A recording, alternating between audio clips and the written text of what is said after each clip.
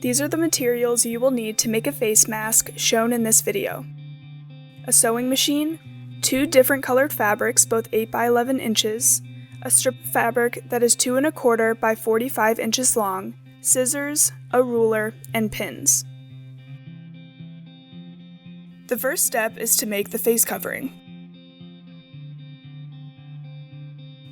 Take 2 different colored pieces of fabric and cut them to 8 by 11 inches.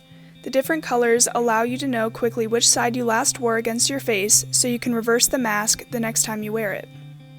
With the front of the fabric right side down, fold one of the 11-inch long sides of the fabric to create a 1/2 inch hem. Repeat the fold with the other piece of fabric. Stitch the folded edge of the fabric starting at the top edge. Sew 3 stitches forward and then 3 stitches backwards. Repeat this step 2 or 3 times. This creates a back stitch that will make the seam stronger. After you make the back stitch, continue down the length of the 11-inch folded side of fabric. Stop before you reach the end. While the first piece of fabric is still attached to the sewing machine, place the second folded piece of fabric directly in line with the first. Continue sewing the second piece of fabric, creating a finished edge. Slow down at the end of the fabric to create another back stitch. Cut the thread.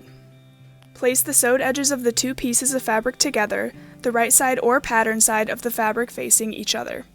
It's now time to sew the remaining 3 sides. Start at the corner of the 2 hemmed edges.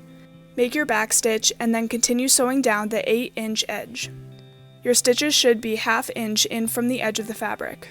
When you get to the end of the first edge, turn the fabric so you can sew the 11-inch sides of the fabric together, allowing the same 1/2 inch seam allowance. When you reach the next corner, rotate the cloth to sew up the remaining 8-inch sides of the fabric. Don't forget to sew the back stitch at the end for reinforcement. Next, trim the corners of fabric as shown in the video. This will remove extra material and make the mask look better. Place your fingers inside the pocket you created and grab the opposite corners, pulling them through the opening and turning the fabric right side out. Step 2. Let's make the ties that will secure the mask to your head. Cut a strip of cloth 45 inches long by 2 1/4 inches wide. Fold the length of the cloth 1/3 of the fabric's width. Repeat this with the other side, overlapping the edges to create a folded strip of cloth that is 3/4 of an inch wide by 45 inches long. Sew the folded fabric right down the middle, using the presser foot's edge as a guide. Don't forget to add the back stitch at the beginning and end of the run. Here's the final step. Let's put the pieces together.